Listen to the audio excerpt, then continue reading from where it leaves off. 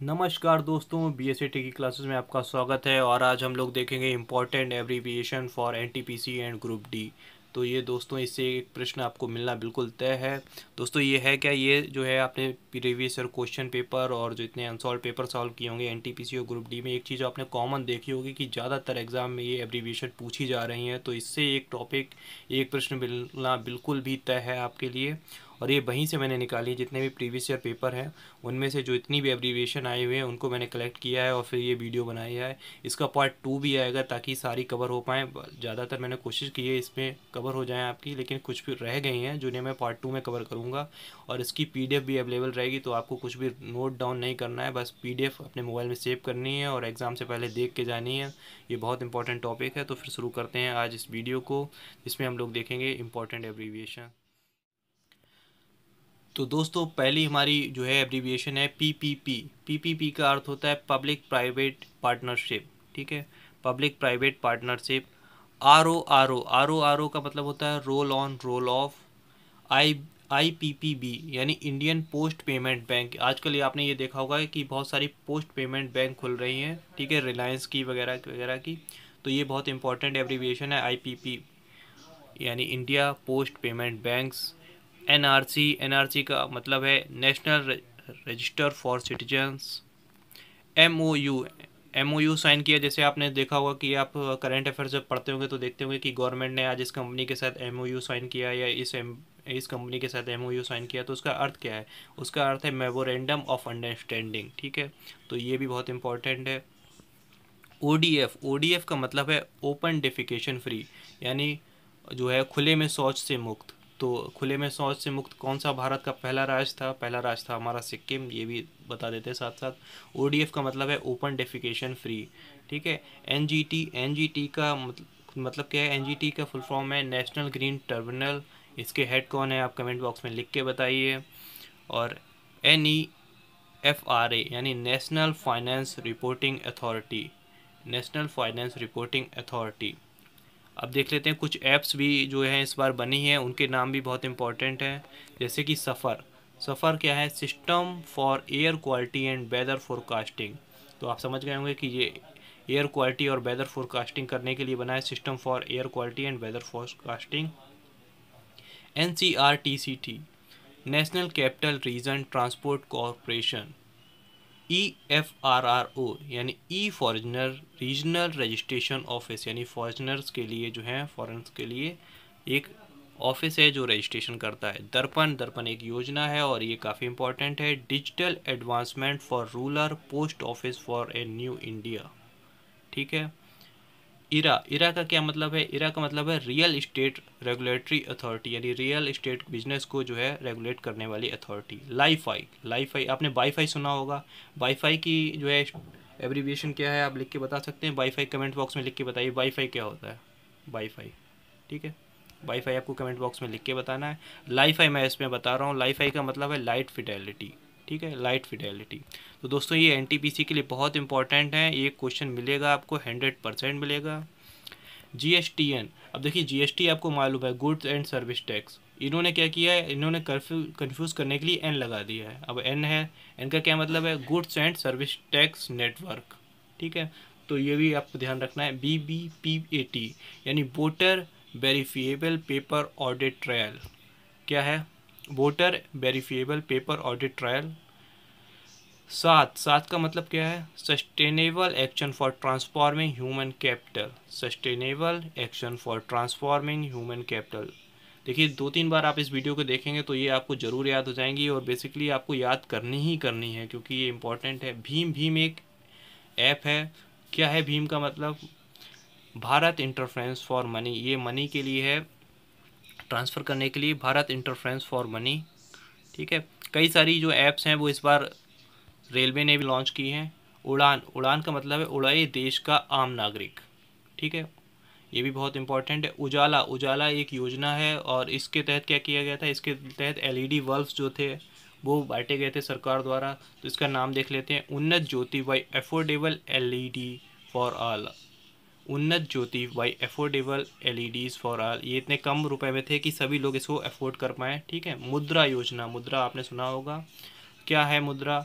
Micro units developments and refinance agency. Micro units developments and refinance agency. उस्ताद, उस्ताद का क्या है? उस्ताद basically किसे कहा जाता है? उस्ताद बेसिकली एक ऐसा मास्टर होता है जो आपको किसी एक स्किल में परफेक्ट बनाता है, ठीक है। लाइक दैट गुरुजी को भी उस्ताद कहते हैं, ठीक है। उस्ताद मिडिवल काल में बोला जाता था वर्ड काफ़ी, ये इसका मतलब होता है उस समय वो एक स्किल सिखाते थे, उसमें आपको परफेक्ट बना देते थे, उससे अच्छा काम आप कोई नहीं कर सकता था उस समय। तो इसका नाम क्या था? Upgrading the skill and training in the traditional art and craft of our development, यानी upgrading the skill and training in traditional arts and craft for development। AMRUT यानी क्या है? Atal mission for rejuvenation and urban transformation, ठीक है। हृदय, हृदय भी एक योजना का नाम है। ये सारी बेसिकली योजनाएं ही हैं और या फिर एप्स हैं जो रेलवे या फिर किसी अदर गवर्नमेंट ऐप द्वारा बनी हुई हैं, तो ये काफ़ी इम्पोर्टेंट है। हृदय क्या है? हेरिटेज सिटी डेवलपमेंट एंड एग्यूमेशन, तो ये इम्पोर्टेंट है, याद रखिएगा, heritage city development and एग्यूमेशन।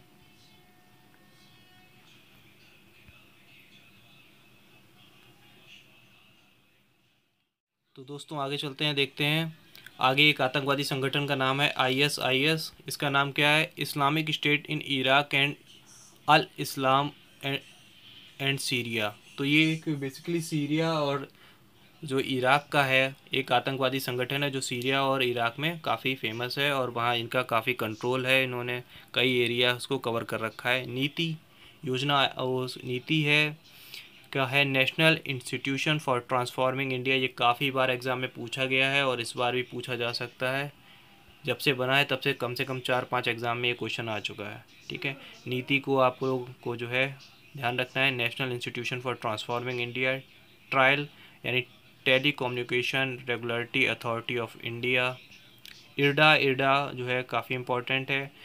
Insurance regulatory and development authority, ये जो अथॉरिटी है इसका पूरा काम होता है इंश्योरेंस को रेगुलेट करना, ठीक है। तो इंश्योरेंस एजेंसियों को ये रेगुलेट करती है IRDA, insurance regulatory and development authority. UDI, UDI वही जो है संस्था है जिसने आपका आधार कार्ड बनाया है, ठीक है। Unique identification authority of India, ये इसकी फुल फॉर्म है UIDAI की। और दोस्तों आपको बताना है, मतलब मैं ही बता देता हूँ आपको कि आपके जो आधार कार्ड में कितने डिजिट होते हैं। आधार कार्ड नंबर आपका 12 डिजिट का होता है, ठीक है। और वैट, वैट का है value added tax. NOTA, NOTA जो है बहुत इंपॉर्टेंट है, पूछा जा सकता है क्योंकि चुनाव चल रहे हैं और चुनाव के जस्ट बाद आपका एग्ज़ाम है। नोटा का मतलब है नन ऑफ द एबव।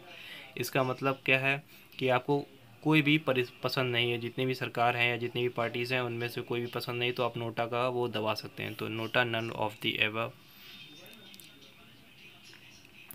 आगे चलते हैं, आगे हम लोग देखेंगे IMPS यानी इमीडिएट पेमेंट सर्विस। ये एक सर्विस है तुरंत पेमेंट करने के लिए, IMPS। RTGS, RTGS का मतलब है real time gross settlement. RTGS real time gross settlement. NEFT यानी है नेशनल इलेक्ट्रॉनिक फ़ंड ट्रांसफ़र, ये एक ऐप का नाम है। और IFSC ये कोड होता है जो आप देख सकते हैं अपनी बैंक में, इंडियन फाइनेंशियल सिस्टम कोड, ठीक है। और AMRUT यानी Atal mission for rejuvenation and urban transformation. OROP ये इस समय की बहुत इंपॉर्टेंट जो है वन रैंक वन पेंशन यानी सेना से संबंधित एक योजना थी जिसमें एक ही रैंक के व्यक्ति को एक पेंशन सा, मतलब जिस रैंक का है, चाहे उसका रिटायरमेंट कभी भी होता है तो उसको पेंशन बराबर दी जाएगी। तो ये वन रैंक वन पेंशन योजना है OROP, तो ये भी काफ़ी इंपॉर्टेंट है, इसे ध्यान रखिएगा आप। आपकी तो आप लोग जानते हैं आम आदमी पार्टी, ठीक है। तो ये तो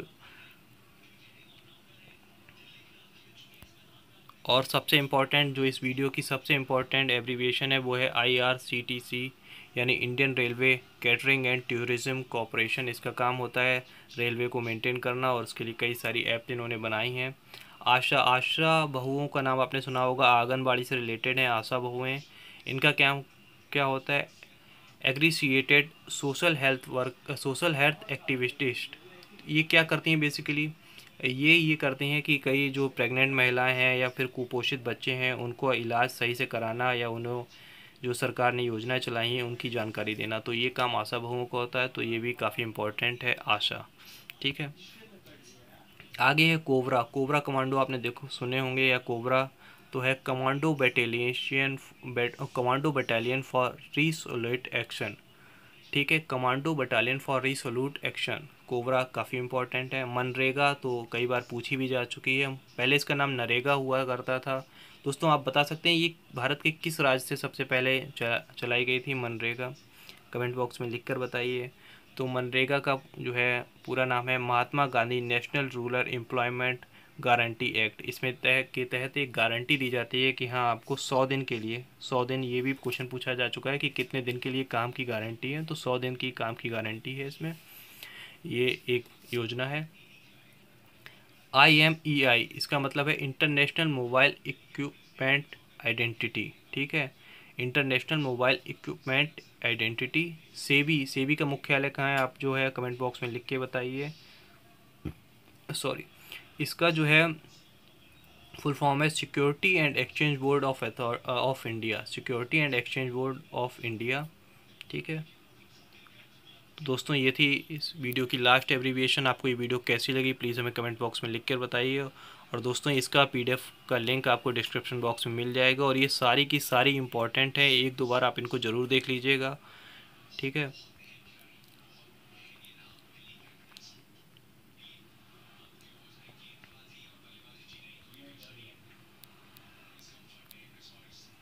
तो दोस्तों लाइक और सब्सक्राइब ना करने भूलिए हमारे चैनल को। और थैंक यू फॉर वॉचिंग। इस वीडियो को देखने के लिए आपका बहुत बहुत धन्यवाद।